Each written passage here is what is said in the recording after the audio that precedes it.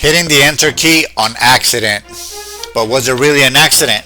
This thing caught my attention, stuck with me all day, to the point where I feel there's something significant here. So that sound, that click of a key, the send button, a decision made. Most of the time it's just noise, but sometimes it's the first faint crack of a seashell deep in the dark soil of our life, a shell that has to break for life to begin. The typo you just made, that mistake you caught and fixed, you think that was an accident? Think again. What if it wasn't a mistake at all? What if it was a drill? A miniature simulation run by the universe to see if you're paying attention before the real storm hits. The relationship you did ruin with a careless word, the opportunity you did let slip, those weren't just failures. They were your soil's most desperate attempts to communicate. It was sending up a thorny, painful signal, trying to tell you what it was missing.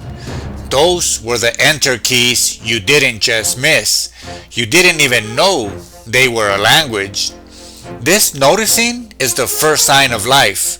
The gardener waking up. It's your personal clue in a war of consciousness asking one question. Are you awake enough to listen to the ground beneath your feet? I speak from a gardens I once tried to control with poison. For years, I was a barbarian. I only saw the big, catastrophic enter keys, the ones I couldn't take back. Incarceration, near-death experiences, deportation. I saw them as weeds to be burned out.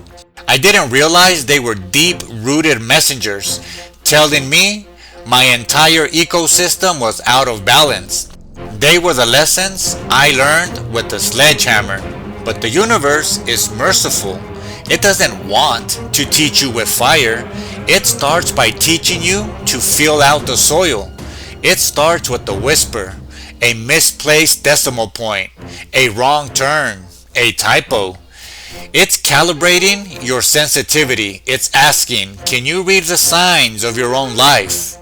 Can you hear the messages in the weeds? Or do you need a forest fire to get your attention? And here is the most important habit you can build. The moment you notice it, the moment you think, let me fix this typo, that is the moment you must stop. Stop. Take a breath and say, okay, I'm paying attention. I hear you. Talk to me. I'm empty. I'm ready. Fill me. This isn't superstition. This is the foundation of the relationship. For me, the signal had to get louder. Finding the exact change on a sidewalk when my pockets were empty.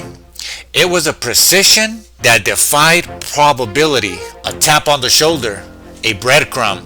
And when I finally started to answer, when I started to say, why now? I'm listening, that's when the conversation began. I started to understand this wasn't about luck. This was about relationship. A true gardener doesn't wager war on his land. He learns its language. If a thorny mesquite sprouts, he doesn't just cut it down. He asks, is the soil compacted? Does it need nitrogen? And this plant is here to fix it? He understands that the so-called weed is a partner in healing the ecosystem. My life was the same. The synchronicities, the coincidences, the found money, these weren't random magic. They were the garden talking back. My anxiety wasn't a flaw to numb. It was a signal that my boundaries were weak. My anger wasn't a sin to suppress. It was a flare, telling me a core value had been violated. They were all building blocks, not something to black out of memory. They were the soil telling me, the gardener, now we are ready. That was the moment I saw the entire ecosystem. I realized there are three states in this garden. There is the seed, which is asleep, dormant, contained in its shell, unaware it's part of a living system. Then There is the next stage, the sprout. This is awake. It has cracked its shell.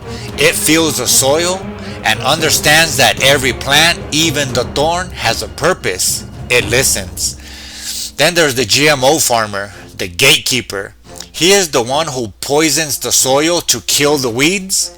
He sells you the idea that your native earth is wrong, that your pain is an error to be erased, not a message to be decoded. He profits from your war with yourself. I was a GMO farmer of my own soul for so long. I tried to sterilize my pain. Now I know to listen to it. And this understanding reframes everything for me, right down to my very beginning. Think of yourself as a seed. You spent 9 months in the womb, a perfect, dark shell. All you knew was that environment. Your roots were your umbilical cord, anchored to a single, life-giving source. You had no concept of light, of air, of soil. Then you were born. That was not an end. It was a germination. You were planted. Your roots grew into legs and arms, a body that moves you through this new vast womb, the earth herself. This planet, this life, is the soil we've been sown into. It's a larger, more complex womb than the mother, with its own seasons, its own nutrients, and its own challenges. And just like that first seed in the dark, we have no way of knowing where this earth womb will birth us to next. What is the true nature of light we're growing toward? We can't know. We can only trust the process. The struggle to break the shell wasn't a punishment. It was necessary. The struggle to push through the soil toward the unseen light wasn't a war. It was faith. So, I am done fighting the soil. I am done trying to claw my way to a light I cannot yet see. My job is not to force the growth. My job is to be a good seed, to absorb the nutrients of this earthly womb, the joy, the pain, the love, the lessons, to let my roots spread deep and my stem to grow strong right where I'm planted.